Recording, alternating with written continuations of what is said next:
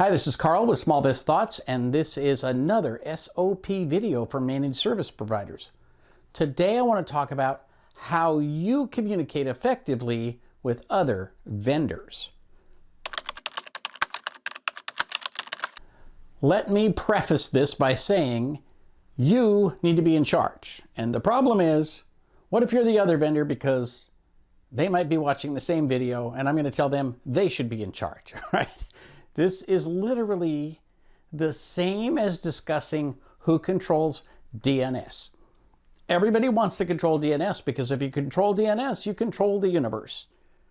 Well, you need to make sure you are in charge as much as you can be because your relationship with your client is at stake. If something goes wrong and one vendor tells one story and another vendor tells another story, you may or may not come out ahead. So it's in your best interest to control that discussion, control that relationship, and if you can, control the other vendor. The advantage you have as a managed service provider is that you should be in charge of all of the client's IT. I'll give you a perfect example that recently happened to me. I control the DNS for almost every client I've ever had. And they like that because they hire people who do a little of this and a little of that, and a little of that, and a little something over here and a little something over there. But they know I'm going to make sure their stuff is up all the time with regard to DNS, registration, so forth.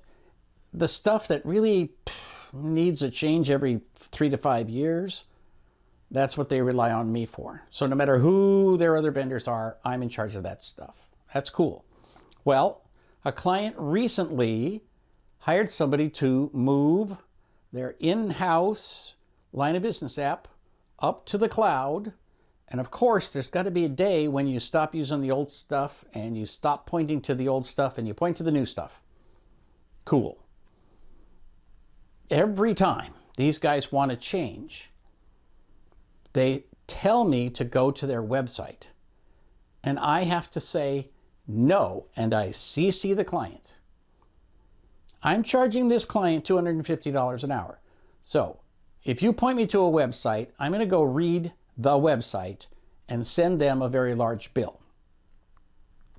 The chances are what you want me to do is to make a simple change in DNS on Thursday at 4 p.m. or whatever. Tell me exactly what you want and I will do it. And of course, you have to perform. You have to be ready to do exactly what they ask at exactly the right time. That's all cool. But you can't let them be lazy. Now, a bit of a side note. One of the most important measures you can ever find for customer service is asking the very simple question, is this designed to make your life easier or to make my life easier? Vendors who are lazy will say, here's the website, I've done all the work, go read that.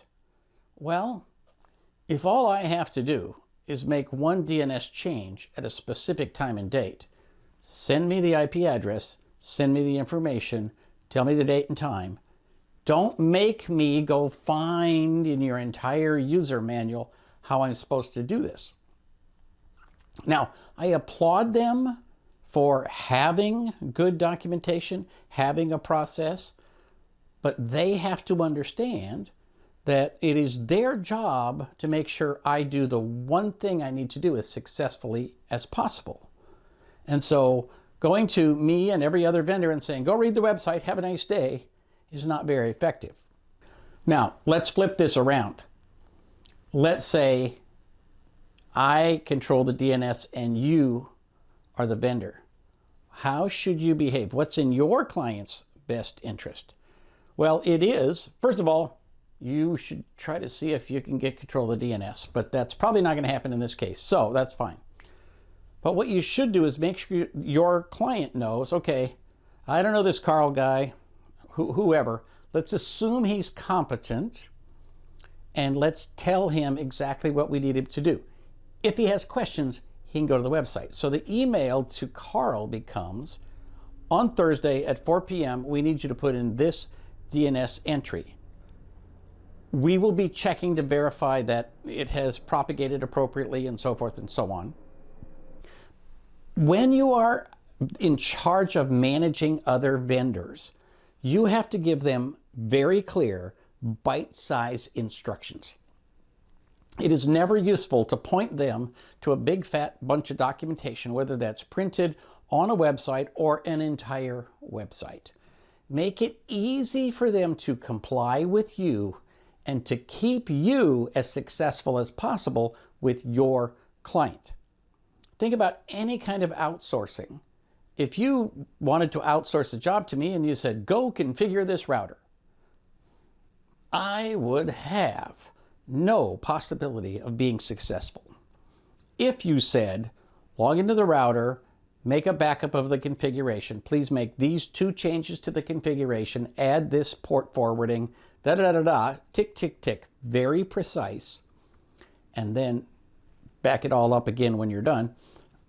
If you sent me those kinds of checklist type instructions, I could be very successful.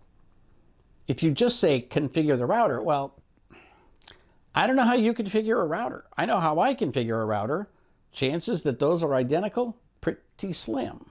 So give bite-sized, clear instructions, and you will continue to be the one who gets to be in charge of projects when multiple vendors are in charge. In addition to making sure that everything is successful, this also means you are going to get extra labor going forward. Being the one who brings success gets you future success. For Small Biz Thoughts, this is Carl Polishuk, wishing you the best of luck in your managed service business.